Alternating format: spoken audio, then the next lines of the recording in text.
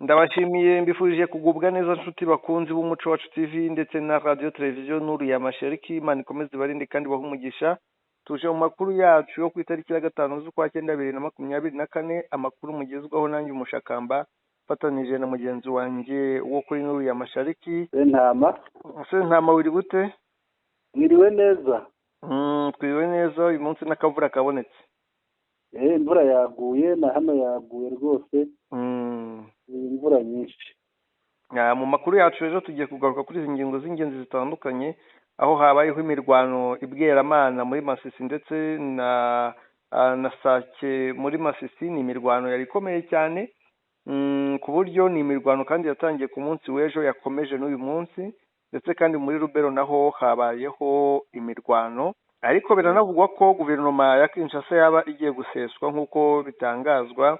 Indi ngingo turi bugarukeho, hari umuwazarendo cyangwa umwe mu basirikare bo muri Repubulika ya Demokarasi ya Kongo winjiye mu Rwanda mu karere ka Rubavu, arasa amasasu. Si ibyo gusa kandi turi buze kureba ibitaro byo muri Kivu y'Amajyaruguru, biravugwa ko byabuzemo amaraso, ndetse FARDC irimo isubiranamo mu bice bigiye bitandukanye. Umuyobozi wa gereza y'Amakara nawe yamaze guhunga, biremezwa ko yamaze guhunga mu Bushinwa. General Neva, perezida w'u Burundi ndetse na Kisekedi baba baganiriye, kandi nanone indege Kinshasa yahanutse irashya ihakongoka. Bwana Sentama, ngira ngo aya niyo makuru tugiye kugarukaho. Yego, ni koko aya makuru niyo tugiye kugarukaho. Rero twakomerezaho noneho tukabwira abadukurikiye, tukabagezaho aya makuru mu buryo burambuye. Reka nguha akanya. Iyi mirwano ibera ibweramana yatangiye ejo kandi nzi neza ko wabikurikiranye. Yego, watugezaho aya makuru. Yego, iyi mirwano ya bweramana ejo twari twanayivuzeho, yabereye mu bice byo muri bweramana bitandukanye, Bitonga, ku musozi wa Ndumba, za Gashingamutwe n'ahandi.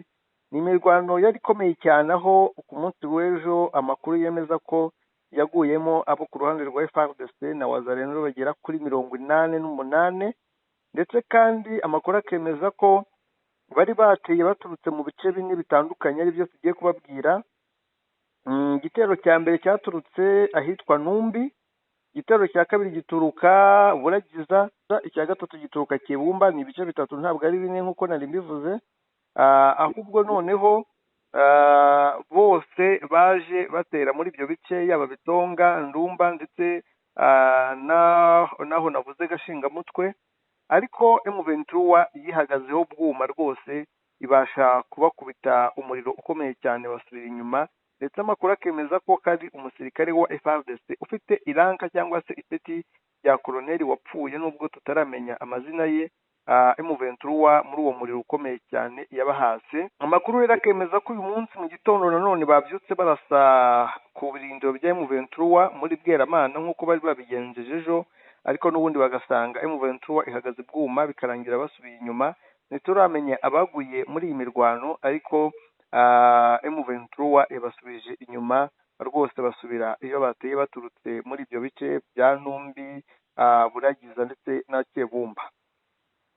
Yego, imirwano y'aha ngaha urabona ari iyihe mpamvu batera bugacya bakongera? Ibi twarabivuze no mu makuru yabanjirije aya, twarabivuze neza, turabisobanura ko hagaragaraga ko hagomba kuba intambara, hagomba kuba imirwano isaha iyo ari yo yose, cyane ko batundaga ibikoresho by'intambara babivana i Goma babicisha mu mazi, bambukira hariya Kibumba twarahavuze, byerekeza mu bice bya za Karungu na hariya Minova begeranye na Bweramana. Abandi rero nabo birundaga muri biriya bice bya Kivu y'Amajyepfo, ariho wavuze za Numbi Buriri muri Kivu y'Amajyepfo.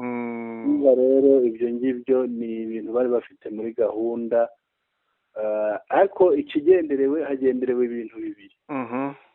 Icya mbere ni ugushakira umujyi wa Goma ubuhumekero, kuwushakira inzira, umuhanda uhahuza n'ahandi. gufungura wa muhanda wa Sake bavuga bati dufungure umuhanda Sake Goma Minova Nyabibwe Bukavu. nicyo baba barwanaho. ikindi rero nubwo mu cyerekezo cyaho ko bitaragaragara neza, ariko naho mpamya ko biza kugaragara nabyo tuza kubibona. wanakivuzeho mu makuru yacu aheruka ni hariya Rubaya. bavuga bati Rubaya igomba kugaruka. yego, kugaruka kubera iki? kubera umutungo uhari, amabuye bacukura. yego, baravuga bati kuko Rubaya ibinjiriza, bati turwane tugarure Rubaya, turwane duhe Goma ubuhumekero, dufungura imihanda isohoka muri Goma ihahuza n'ahandi. dukomeje rero reka tuze mu mujyi wa Sake ni uko ejo yaba ejo ndetse n'uyu munsi naho habaye imirwano, aho FARDC yagerageje kurasa mu misozi itandukanye aho M23 iri, ariko nanone hakaba abandi ba FDLR bari bagabye ibitero mu majagi cyangwa se mu bice byegera ishyamba, bikarangira M23 iba arashe bikomeye cyane, aho byanarangiye uwitwa kapiteni wa FDLR witwa Maisha ahasize ubuzima. ubwaho ni mu majagi. Ariko nanone tugarutse Sake nk'uko nari natangiye mbivuga, Sake imirwano yari ikomeye aho M23 yabashije gukubita cyangwa kurimbura abarundi ndetse na FDLR bari bafatanije, hakaba haguye 32 bari bambaye imyambaro ya FARDC. urumva abarundi nabo ubu ngubu ntibacyambara imyambaro y'u Burundi, ahubwo bambara iya FARDC, ubundi bakarwana bagahangana na M23. uyu munsi rero mu gitondo kuva saa 12 amakuru yemezaga yuko imirwano yari mu gace ka Rutobogo, aho FARDC yari yongereye abasirikare ishyiramo na bamwe mu basanzwe muri wa mutwe ukomeye witwa Satani ya kabiri, bose birunda kuri M23 Rutobogo. ariko M23 birangira nayo yihagazeho ndetse ikoresha n'amayeri yayo ya gisirikare, birangira ibasubije inyuma, abarirukanka barashwiragira Rutobogo no mu bindi bice bya Sake bisanzwemo M23, birangira rwose M23 ubu ngubu ihari kandi itekanye. nibyo ibyo uvuga. uriya mutwe wa Satani kabiri tuzi ko wari muri Nyiragongo watezaga ibibazo cyane, wica abantu, wambura. ariko ngira mu makuru y'ejo twari twatangaje ko uriya mutwe wimutse n'abaturage bo muri Nyiragongo basigaye mu byishimo. yego, ukaba warajyanye icyicaro cyawo i Bukavu, ariko hakaba hari n'abandi bari bamaze kwambuka babo bajya hariya za Minova kugira ngo barwane muri biriya bice. nibo babo rero urimo uvuga, nibo bagiye kurwana hariya, ariko icyicaro cyabo kikabarizwa i Bukavu. ahandi wari uvuze ngira ngo ni mu majagi. amajagi ubundi iyo bavuze amajagi hariya nari amabuye y'ibirunga bamwe bita amakoro. rero hari ukuntu FARDC nabo bafatanya, banyura kuri uriya mwegege w'ishyamba ry'ibirunga bakajya kurwana ahantu bita za Karenga, ibice by'aho ngaho. ko amajagi ari hariya kugera hafi ya za Bwisi. ngira ngo rero abantu barahumvise neza iyo tuvuze amajagi. mu majagi ni nko kuvuga ngo mu makoro. amakoro rero yegereye hariya ku birunga. yego. reka noneho dukomereze muri Rubero, muri teritwari ya Rubero. muri Rubero rero nuko M23 imaze iminsi hari agace twavuga ko kabaye nka Sake kitwa Kipesi. aka gace M23 imaze iminsi 3 igahanganiramo na FARDC, aho byangiye M23 rwose ikubita inshuro FARDC, birangira aka gace igafashe. ariko aka gace impamvu intambara yarabaye intambara nuko Sadike zagiyeyo zirimo abamarawi, hakajyayo aba FARDC n'aba FDLR, bose bakibumbira hamwe bagahangana na M23. ariko M23 ku munsi w'ejo rwose yahisemo kongera amayeri y'intambara, birangira ibasubije inyuma. ariko nanone ikindi cyabahaga imbaraga nuko indege za MONUSCO ziri mu bazanaga intwaro bakazanira FARDC. M23 rero bakazanira FARDC imbunda zirimo kuko bafite na BM 121 mm, aho rwose barasaga mu bice bitandukanye. M23 rero ikaba yabigiye umutwe ikaza kubasubiza inyuma. Bivugwa ko hari abasirikare benshi bagiye batandukanye, aho hari abamarawi bagera ku 100, aba FARDC 300, aba FDL na Wazalendo bagera kuri 400, bose hamwe bari barirunze kuri M23, ariko M23 ikaba yabashije kubasubiza inyuma. Ibyo gusa kandi hari n'akandi gace kitwa ako twavugaga ni Kipesi, hari n'akandi kitwa Katero. Agace ka Katero nako kari ngo hafi aho ngaho ku murongo w'urugamba, nuko nako M23 yabashije kukirukanamo umwanzi. Urumva iyo ari benshi gutya bibumbiye hamwe, iyo M23 ibakubise ikabirukansa barahunga, ugasanga bavuye mu gace kamwe bavuye no mu kandi, M23 ikabasha kuhatsinda icyarimwe. M23 rero yabirukanye muri utwo duce 9:45. Yego. Ngira ngo urumva ko intambara itari yoroshye hirya hariya ntabwo intambara yoroshye, ngira ngo no mu makuru abanza twagiye tubivuga. Hari ahantu hagati ya Rubero na Beni bitorezaga kurasisha imbunda nini n'intoya. Ngo ikindi cyakomeje imirwano hariya ni uko bari baraharunze ingabo nyinshi nka kuriya bazirunze i Goma. Yego. Baza bazishyira hariya, bazanamo n'abo bo muri SADC n'abandi bose babarunda hariya benshi cyane. Hari ingabo nyinshi cyane bagiye bavana hirya no hino. Hari izavuye muri Copo. Copo ni iriya ntara irimo Kisangani. Hari izavuye ruguru za Ituri. Bagiye bazinanira zose bakazirunda hariya mu rwego rwo kugira ngo bakingire umujyi wa Butembo udafatwa, ariko nyuma bigeze aho ubwo babuza no kubataha, basanga batazashobora kuwuhagararaho, ahubwo bawuragiza ingabo za Uganda. Twakomeza ahangaha niba urangije iby'Urubero. Yego. Biravugwa ko guverinoma ya Suminwa yaba igiye guhirima. Ibi bintu rero biravugwa, ariko ababanje guhwihwiswa ni uriya minisitiri w'ubutabera, n'uriya minisitiri w'ubutegetsi bw'igihugu. Bamwe basabye ko bakwegura. Uriya bita Jacquemin. Biravugwa ko bariya abagabo bombi bashobora kwegura, kandi bakaba bakweguzwa na biriya byabereye i Makara. Ariko bitewe nanone n'intugunda ziri muri IDPS, ngira ngo urazizi cyane cyane biriya byazanywe na Kabuya.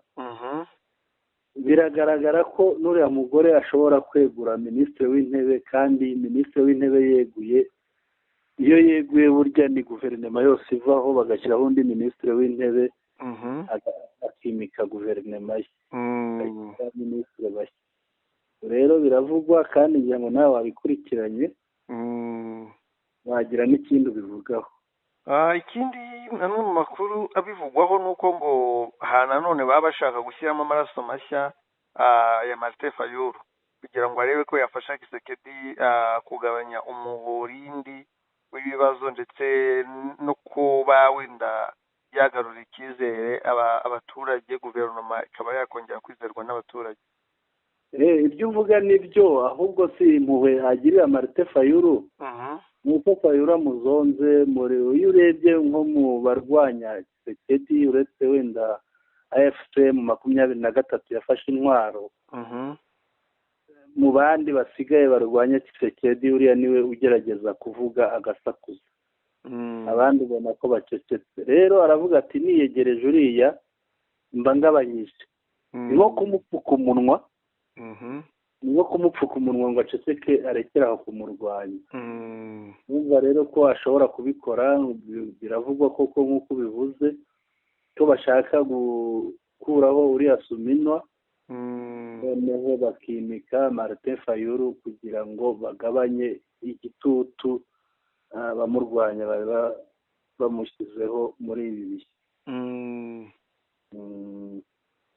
sinzi rero twakomeza niba nta kindi bivugaho. reka tubitege amaso turebe iyo bigana.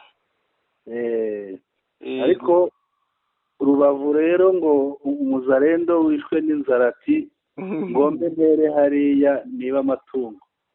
ngira ngo turi buze kubirebera mu buryo butandukanye tubishyize mu busesenguzi. ese koko yari umuzarendo wishwe n'inzara cyangwa se ni umu FDL warebaga niba ashobora kwinjira mu Rwanda bigakunda ariko akitwaza kuza aje kwiba.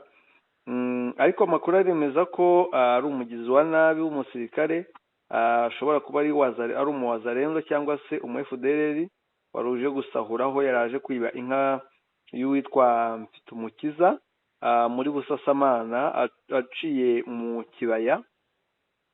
Mu kibaya ni ahantu yaba abantu bo mu Rwanda bakunda gucikwa bakambuka bakagera muri Kongo batabizi ko banageze muri Kongo, bagafatwa n'inzego z'umutekano zaho cyangwa se zikabashimuta. Hari n'abaho nabo birangira bisanze ku Rwanda.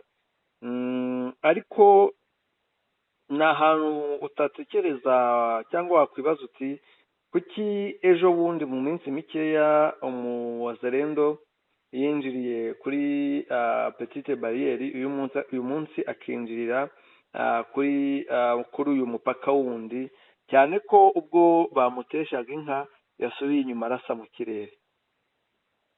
Ibi ngibi rero biramenyerewe. Niyo ugiye gukurikirana kuri aba bantu bita bazarendo, usanga aba bantu bafitanye isano n'u Rwanda, bafite ukuntu bakomoka ku Rwanda. Abenshi reka tuvuge uyu nguyu nubwo tutaramenya neza niba afite isano na FDL, ariko akenshi urasanga ari umu FDL n'ubikumbura. urebe nk'uriya w'ubushize twaje gusanga nubwo yari umu FRDC ariko ise umubyara yari umu ajida muri FDL, ukuvuga umuntu wahunze 94. Numva ko afite ukuntu afitanye ahantu ahurira n'u Rwanda. Usanga yenda ikindi ni uko nyina umubyara yari uwo mu bwoko bw'abanyanga b'abakongomani, ariko akenshi usanga umuntu uza afite n'umuryango we mu Rwanda. usanga aza, hari nigeze kubona mu bihe byashize waje yarasize umugore ariko we yari agiyeho vuba amaze gukora imyitozo, noneho aza kugaruka afata umugore we barajyana bajya kurana kwa sebukwe, ariko nyuma yaje gufatwa abonye ko ubuyobozi bwamufashe. Aba bantu rero akenshi usanga ari FDLR rwose, cyane ko buriya bayigije hariya hino kugira ngo iyo utembereye hariya ubona n'amahema yayo hakurya, iri hariya rwose, iri hariya hafi ntabwo iri kure y'u Rwanda. Yego.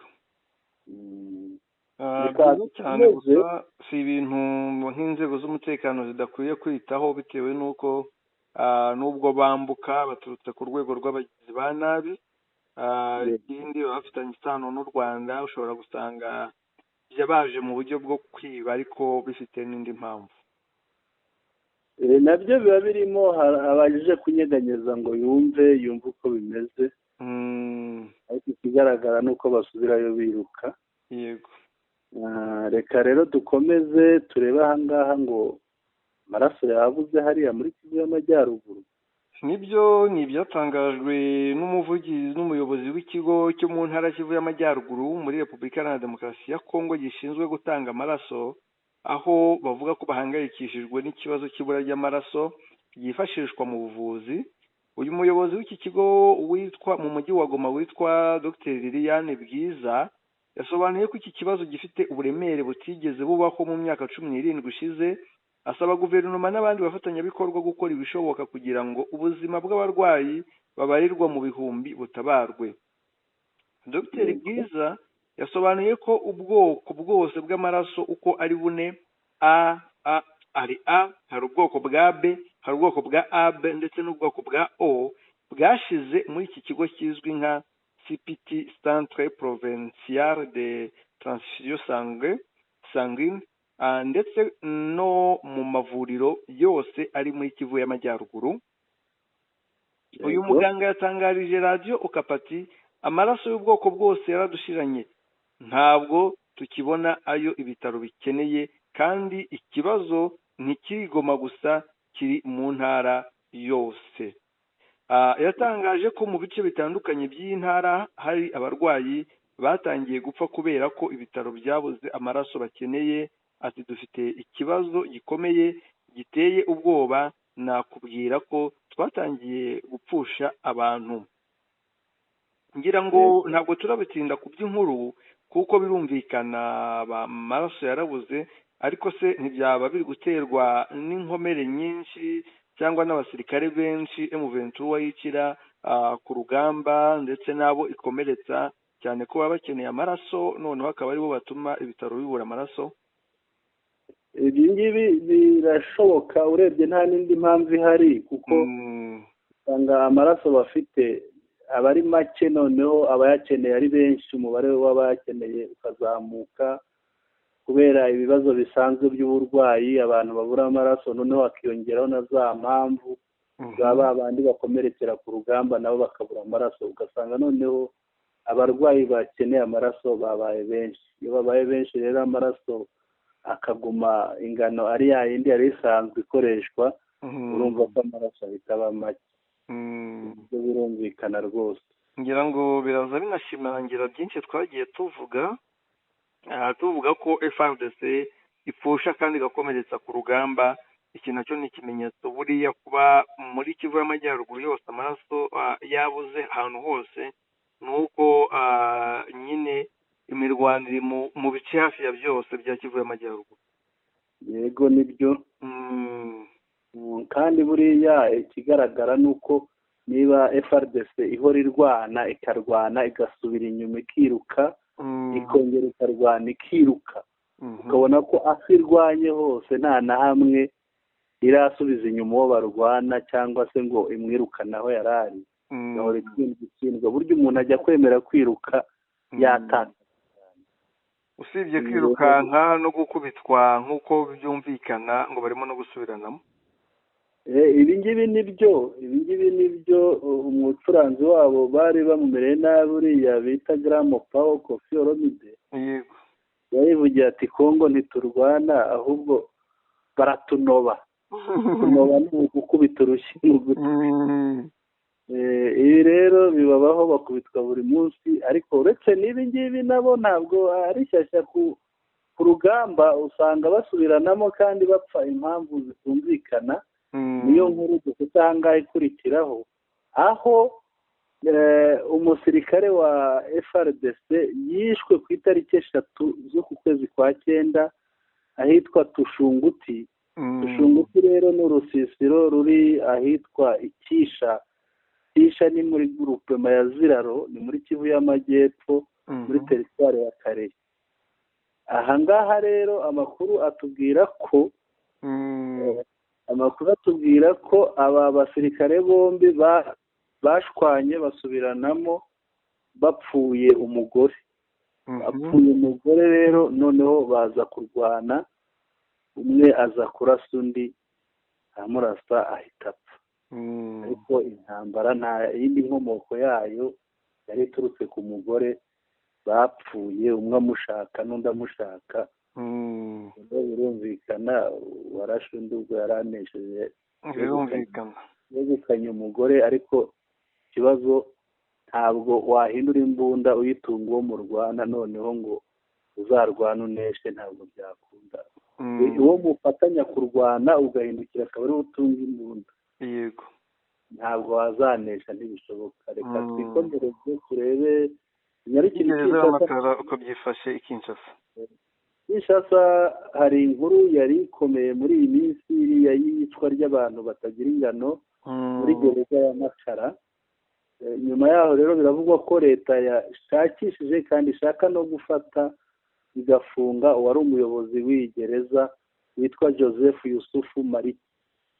Uyu rero biravugwa ko yamaze guhunga, yageze mu mahanga. Ntabwo turamenya neza amahanga yagiyemo, ariko yamaze guhunga, yageze mu mahanga.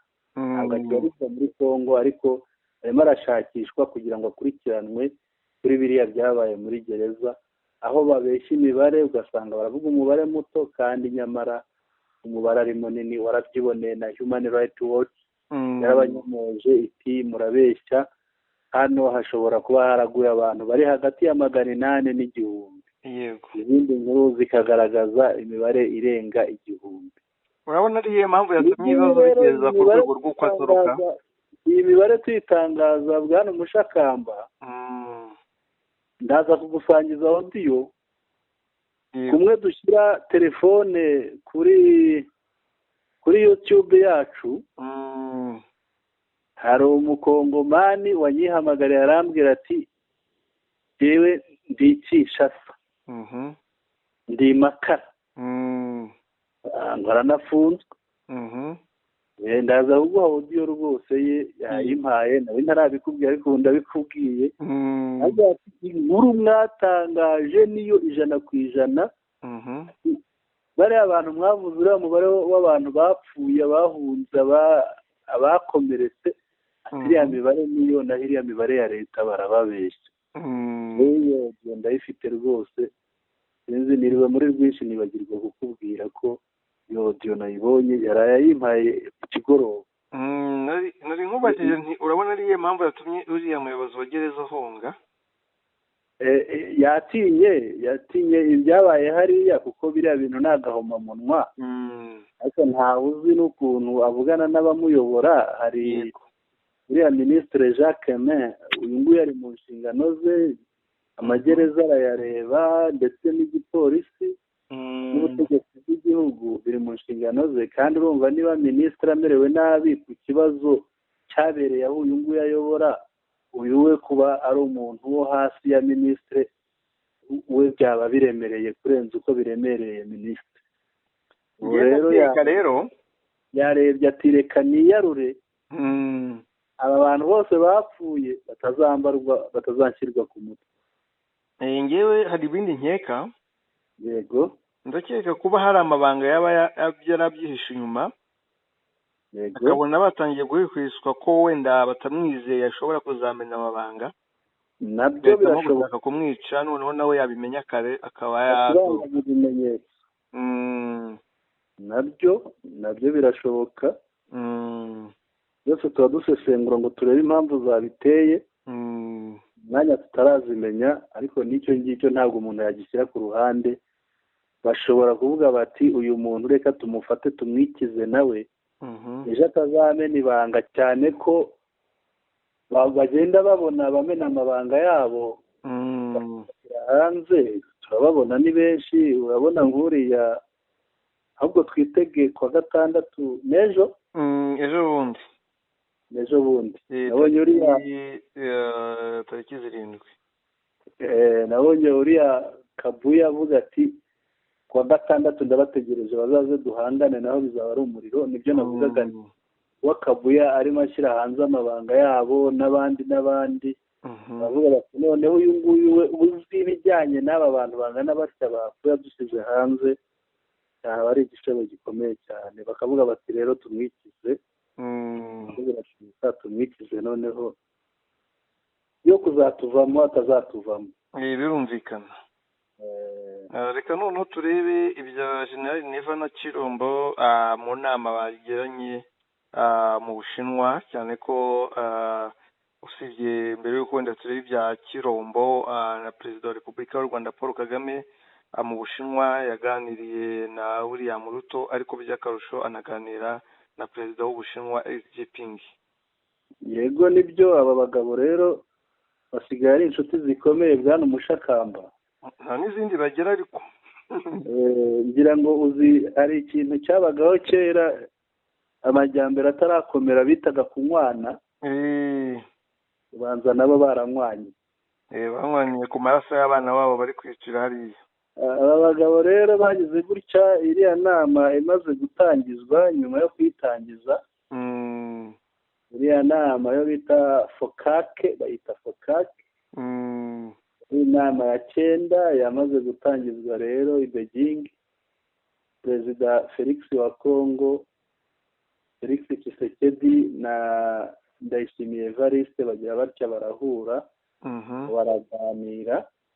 baganira ku bijyanye n'inyungu z'ibihugu byombi, baganira ku buhahirane, baganira no ku bijyanye n'umutekano mu burasirazuba bwa Kongo. Turacyashakisha neza tumenye byimbitse ibyo baganiriye kuri izi ngingo, ariko ingingo twamenye baganiriyeho ni izi ngizi.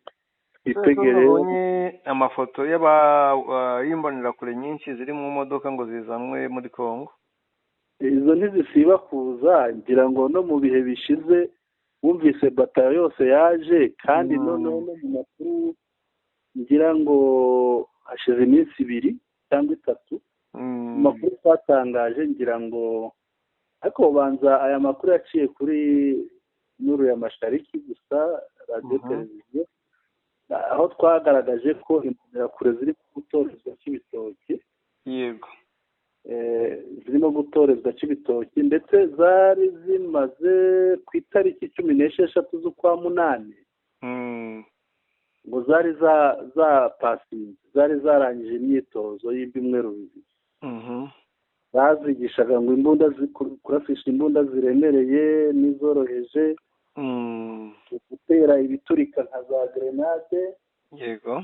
No gukoresha intwaro gakondo nk'amacumu, imiheto, imipanga, ibintu nk'ibyo. Muri ibyo byose ngo babyitorezaga ku bibuga by'umupira w'amaguru. Urumva rero abo ngabo niba bararangije imyitozo, nta handi bagombaga kujya ni muri Kongo. Ubwo bambutse rero igihe cyabo cyageze. Yego. Reka tugane ku musozo noneho utujyane Kinshasa ku ndege yaba yaguye gashya. Iyi ndege ntabwo tuyitindaho, ni indege ishobora kuba yagize ikibazo bisanzwe, ibibazo by'indege bisanzwe, nta kuvuga uwayirashe, n'ikindi kintu yagonze, yagize itya, irikora igeze mu kirere, iguruka igira ngo igende ku kibuga cy'indege mpuzamahanga cya Njiri Kinshasa. Igeze mu kirere rero irahanuka, igwa hasi, irakongoka. Reka ko yaba yari ifite ikibazo cyihariye gisanzwe, kwa gusaza kw'indege zo muri Kongo. Baba batayikoreye isuzuma ngo bayirebe neza bamenye ko nta kibazo ifite mbere yo kuguruka mu kirere. Noneho byagenda bityo rero hakaba icyo kibazo, igahanuka igashya. Gusa ntabwo turamenya niba hari abayiguyemo, niba hari ibyangiritse, ntabwo turabimenya neza. Turacyakurikirana, yenda mu makuru y'ubutaha twabigeza ku bakunzi bacu. Birumvikana. Yego. Reka dusoreze amakuru yacu ahangaha, ariko tubanze twibutsa abadukurikiye ko amakuru yacu yibanze ku ngingo z'ingenzi z'uko imirwano muri Bweramana ndetse na Sake yari ikomeye, ndetse FARDC ikaba yarayitakarijemo. Ibyo gusa yanatakarije mu bice bya Rubero, nanone hari imirwano itoroshye. Nanone biravugwa ko Kinshasa guverinoma yaba igiye guseswa, akinjizwamo Martin Fayulu. Ni guverinoma imaze amezi 3 cyangwa 4. Rubavu Muwazarendo FDL yinjiye mu Rwanda agamije kwiba, aranasa, ariko arateshwa, ndetse ibitaro byo muri Kivu y'Amajyaruguru byabuze amaraso. Ubu rwose ababishinzwe barimo batakamba basaba ubufasha. Si ibyo gusa kandi nuko FARDC zikomeje gusubiranamo, umuyobozi wa gereza y'Amakara akaba yatorotse. Ayo niyo mu makuru y'ingenzi twibanzeho mu makuru yacu. Bwana Sentama, ndagushimiye cyane, wakoze kubana natwe tugasangira gutangaza aya makuru yo ku itariki ya 5 z'ukwa 9 2024. Yego, murakoze Bwana Mushakamba, barakoze abakunzi bacu, ariko nanone tubibutse gukanda subscribe ikandwa rimwe, haba ku Muco Wacu TV no kuri radio televiziyo Nuru ya Mashariki. Bakande like, bandike n'ahabugenewe aho bita comment, dusangiza ibitekerezo byabo. Yego, urakoze cyane, ndagushimiye. Murakoze cyane.